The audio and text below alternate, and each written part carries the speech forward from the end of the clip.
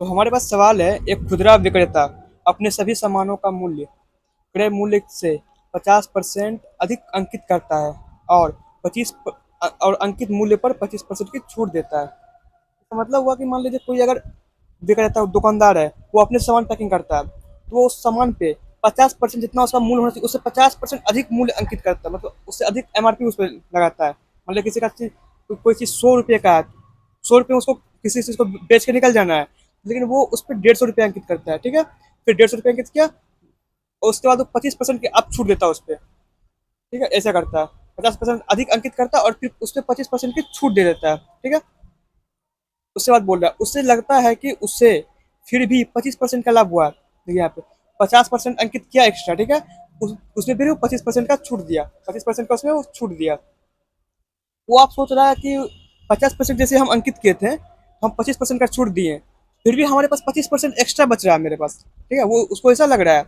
तो उसमें अब इसमें बोला जा रहा है इस बिक्री पर उसे होने वाला वास्तविक लाभ ज्ञात करना है। उसको क्या लग रहा है, उसको लग रहा है इसी 100% होता है तो उसमें से वो 50% अधिक उस पर अंकित करता है। ठीक है, उसके बाद वो 25% का छूट देता है। उसको ऐसा लगता है कि हम 50% जो अधिक अंकित किए थे उस पर हम 25% का छूट दिए तो हमारे पास फिर भी 25% हम एक्स्ट्रा कमाए। ठीक है, लेकिन वो गलत है। देखिए वो बोल रहा है कि वो गलत है या सही है। अगर गलत है तो कितना वो उसका वास्तविक बिक्री, मतलब जो 50% वो अंकित किया, 25% को उसका छूट मिला, तो उसका वाकई उसमें वास्तविक उसका फायदा कितना हुआ, ये हमको ये पूछ रहा है। तो हम स्टार्ट करते हैं। तो ये बोला क्या जा रहा है, 50% वो अंकित एक्स्ट्रा किया था हमारे पास, वो 50% एक्स्ट्रा अंकित किया है। ठीक है, 50% वो एक्स्ट्रा अंकित किया, फिर वो 25% का क्या किया, 50% पे छूट दे दिया, 25% का छूट, ये हुआ है। वो समझ रहा है कि हम इतना किए, 50% अंकित किए, 25% का छूट दे दिए, 50% अंकित किया, 25% का छूट दे दिया। उसको लगता है ये तो माइनस होकर 25 बचेगा, तो उसको लगता है 25% का हमको प्रॉफिट हुआ है, लेकिन वो गलत है। ठीक है, देखिए गलत कैसे है वो। अब देखिए यहाँ पे जब भी हमारे पास दो रेशियो, मतलब 2% का रेशियो होता है एक बार में, तो उसको हम इस टाइप से बनाते हैं। जैसे 50% है तो उसमें 25% का वो छूट दिया, तो हम इसमें अब सीधा ऐसे नहीं मेरा आंसर निकला 50 में से 25 गया, 25 बच गया, नहीं। इसमें हम देखिए फिर से एक आगे का प्रोसेस करना होता है।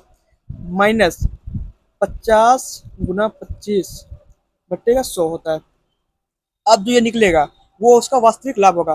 50% अंकित अधिक मूल्य, 50% उस पर अधिक मूल्य अंकित किया, उस पर 25% का वो छूट दिया, तो वो कितना उसको वास्तविक प्रॉफिट हुआ 50% अंकित करने के बाद। तो ये ऐसे उसका पूरा मतलब जो प्योर प्रॉफिट है वो निकलेगा। आप उसको सॉल्व करते हैं, 50 में से 25 जाएगा 25। ठीक है, 50 में से 25 जाएगा, 25 बचेगा, माइनस 50 × 25, इसको कर देते हैं, 4 बार में कट जाएगा, ये कट गया 4 बार में, 25 से 100 4 बार में।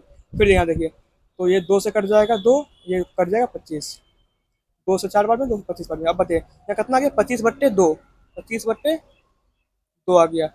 अब 25/25 माइनस 25/2 यानी कि 12.5 आएगा।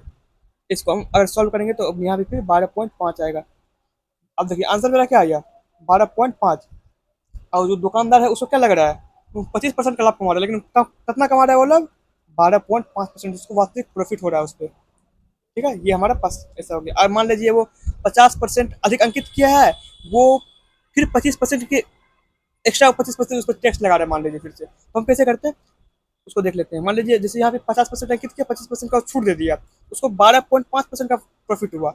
अगर हमारे पास ऐसा कुछ सवाल रहता है कि 50% हम अंकित किए हैं और 25% और उस पर अंकित कर देते हैं, तो दुकानदार को क्या लगता है, हमको 75% का फायदा हो रहा है। दुकानदार को क्या लगता है आपको, उसको 75% का फायदा हो रहा है, लेकिन वैसा नहीं होता। 50% क्या करता है हम, ये एक्स्ट्रा है, क्या एक्स्ट्रा है, 50% मान लीजिए हम अंकित करते एक्स्ट्रा किया हुआ है, अब 25% यहाँ छूट दिए हैं, उसको हम मान लीजिए छूट नहीं देकर उसमें और एक्स्ट्रा जोड़ देते 25%, इस पर हमको और देना पड़ेगा आपको जो कस्टमर है। उसमें हम ऐसे करते 25, 50 + 25, फिर अब देखिए यहाँ पे अगर माइनस, यहाँ पे 25% का छूट मिल रहा था इसलिए हम यहाँ पे छूट दिए थे, और यहाँ पे हमको और इसमें ऐड हो रहा है हमारे पास, तो हम ऐड करेंगे 50 × 25 = 100।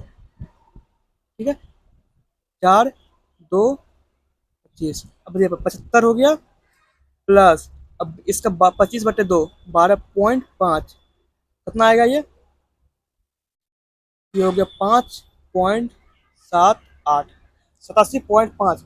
वो अगर 50% एक बार अंकित किया, एक बार वो 50% मूल्य उससे बढ़ाया, फिर वो 25% अगर मूल्य बढ़ाता है तो उससे टोटल 75% का प्रॉफिट नहीं होगा, उसे प्रॉफिट होगा 87.5% का। ठीक है, ये होता है। इसका फॉर्मूला क्या होता है, मान लीजिए दो, हमारे पास दो रेशियो एक बार में दिया गया है, 2% का रेशियो एक बार में दिया गया, दो बार मूल्य जोड़ा गया या फिर घटाया गया, तो हमारे पास सवाल होता है ए, मतलब फॉर्मूला होता है ए प्लस बी। अगर मान लीजिए मूल्य जोड़ा गया है, उस पर कुछ ऐड किया गया है, फिर प्लस ए बी अपन 100।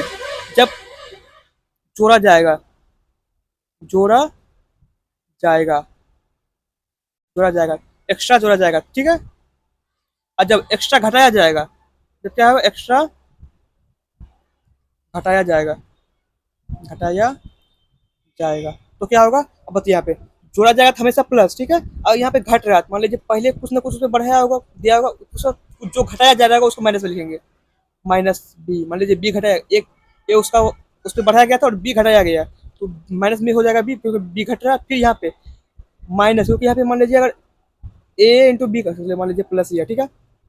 अब यहाँ पे क्या होगा, ए इंटू माइनस बी, ये होगा बटा 100। अब ये फॉर्मूला क्या निकलेगा, a minus b minus a b अपन 100। ये हमारा एक फॉर्मूला होता है। जब किसी चीज़ के हम मूल्य को घटाएंगे, किसी चीज़ के मूल्य को हम जोड़ेंगे अगर उसमें एक्स्ट्रा, तो हमारे पास ये फॉर्मूला होता है, ठीक है। ये जोड़ने पर ये फॉर्मूला हम यहाँ पे लगाए थे, और घटाने यहाँ पे मान लीजिए यहाँ पे घट रहा है, जैसे कि यहाँ पे घट रहा था, तो हम ये फॉर्मूला यहाँ पे लगाते हैं। उम्मीद करते हैं सबको समझ में आया होगा।